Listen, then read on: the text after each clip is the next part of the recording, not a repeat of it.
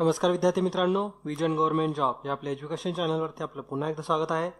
आज आपण आपल्या GK सिरीजमधलं लेक्चर बघतोय आणि याच्यामध्ये आपण महत्त्वाचे असे महाराष्ट्रातले काही इम्पॉर्टंट दिवस आहेत हे बघतोय। एक्झाममध्ये विचारू शकतात, कारण यावर्षीचा जो आपला मराठी भाषा दिवस होता हा चांगल्या पद्धतीनं मोठा सेलिब्रेट केला होता। त्याच्यामुळे असे बाकीचे जे महाराष्ट्रातले महत्त्वाचे दिन आहेत किंवा महाराष्ट्रातले दिनविशेष हे आपण या लेक्चरमध्ये बघतोय। तर अगदी थोडक्यामध्ये आपण बाकी सगळे दिवस कंप्लीट करतोय, त्याच्यामुळे तुमचा जास्त मी वेळ बिलकुल घेणार नाहीये। 4 ते 5 मिनिटांमध्ये सगळे दिवस बघून होतील। तर पहिला दिवस आहे 3 जानेवारी। तर 3 जानेवारीला बालिका दिन म्हणून आपण सेलिब्रेट करतो आणि हे सगळे महाराष्ट्रातलेच आहेत, फक्त आपण याच्यामध्ये नॅशनल लेवलचे किंवा इंटरनॅशनल लेवलचे कन्सिडर केलेले नाही आहेत। तर 3 जानेवारी महाराष्ट्रामध्ये बालिका दिन म्हणून साजरा केला जातो आणि त्या दिवशी सावित्रीबाई फुले यांचा जन्मदिवस आहे। ओके, पुढचा दिवस आहे 6 जानेवारी। 6 जानेवारीला आपण पत्रकार दिन म्हणून ओळखतो। बाळशास्त्री जांभेकर यांचा हा स्मृती दिन आहे। आपल्याला माहिती आहे बाळशास्त्री जांभेकर यांना म्हणजे यांचं भाषेवरती खूप जास्त प्रेम होतं, मराठी भाषेवरती त्यांचं प्रभुत्व होतं आणि याच दिनाला पत्रकार दिन म्हणून सेलिब्रेट करतात। पुढचा दिवस आहे 26 फेब्रुवारी। 26 फेब्रुवारीला सिंचन दिन म्हणून ओळखलं जातं। शंकरराव चव्हाण स्मृती दिन सुद्धा आहे, म्हणजे स्मृती दिन आहे हा, आणि याला आपण सिंचन दिन म्हणून साजरा करतो। पुढचा दिवस आहे 27 फेब्रुवारी। मराठी राजभाषा दिन म्हणून फेमस आहे हा, आणि याच दिवशी कुसुमाग्रज यांचा जन्मदिवस असतो। ओके, तर आजच्या या लेक्चरमधून तुम्हाला प्रश्न आहे की कुसुमाग्रज हे यांचं खरं नाव काय। ओके, तर 27 फेब्रुवारीला कुसुमाग्रज यांच्या जन्मदिना दिवशी मराठी राजभाषा दिन हा साजरा केला जातो।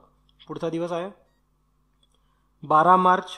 12 मार्चला आपण समता दिन म्हणून ओळखतो, यशवंतराव चव्हाण स्मरणार्थ। ओके, यशवंतराव चव्हाण यांच्या स्मरणार्थ समता दिन आहे हा 12 मार्चला। पुढचा दिवस बघू 11 एप्रिल। आपण याला शिक्षक हक्क दिन म्हणून साजरा करतो। याच दिवशी महात्मा ज्योतिबा फुले यांची जयंती पण असते।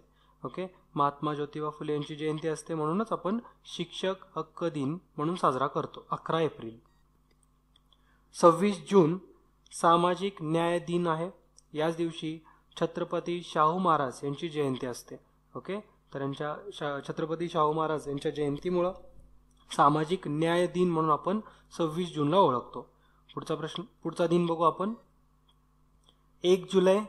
1 जुलै या दिवशी वसंतराव नाईक यांची जयंती असते आणि आपण याला राज्य कृषी दिन म्हणून साजरा करतो।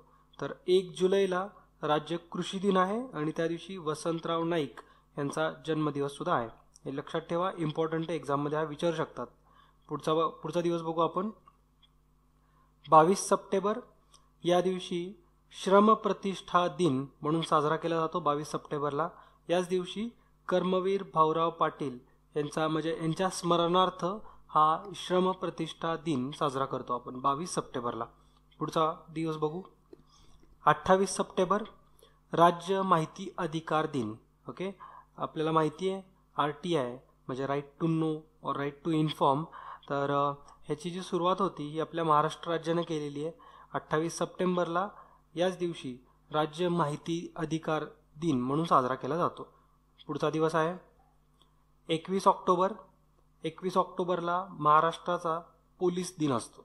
ओके, महत्त्वाचं आहे, एक्झाममध्ये आता तुम्हाला जे पोलीस भरतीसाठी प्रिपरेशन करतायत त्यांच्यासाठी हा महत्त्वाचा प्रश्न आहे, विचारू पण शकतात एक्झाममध्ये। 5 नोव्हेंबर। 5 नोव्हेंबरला विष्णुदास भावे यांचा जन्मदिन असतो, आपण याला रंगभूमी दिन म्हणून साजरा करतो। पुढचा दिवस आहे 26 नोव्हेंबर। याला महाराष्ट्रामध्ये हुंडाबंदी दिन म्हणून साजरा केला जातो किंवा आपण याला हुंडाबंदी दिन म्हणतो 26 नोव्हेंबरला। तर आपण महाराष्ट्रातले जे काही सगळे महत्त्वाचे दिवस असतील हे व्यवस्थित पद्धतीने बघितलेले आहेत। तुम्ही हे सगळे नोट डाऊन करा, एक्झाममध्ये विचारू सुद्धा शकतात। तुम्हाला जर या राज्यसेवेमध्ये सुद्धा हा प्रश्न बघायला दिसू शकतो, डायरेक्टली ते जोड्या लावामध्ये प्रश्न विचारतील, म्हणजे ॲटलिस्ट तुम्हाला 3 ते 4 एका साईडला दिसतील आणि त्याचे म्हणजे ते कुठल्या दिवसासाठी म्हणून सेलिब्रेट करतात, कुठल्या रिझनसाठी। ओके, त्याच्यामुळे हा व्यवस्थित याचे नोट डाऊन करा आणि स्वतः पण त्याच्या जोड्या बनवून ठेवा। तर भेटूया पुढच्या लेक्चर्समध्ये, तोपर्यंत जय हिंद, जय महाराष्ट्र। धन्यवाद.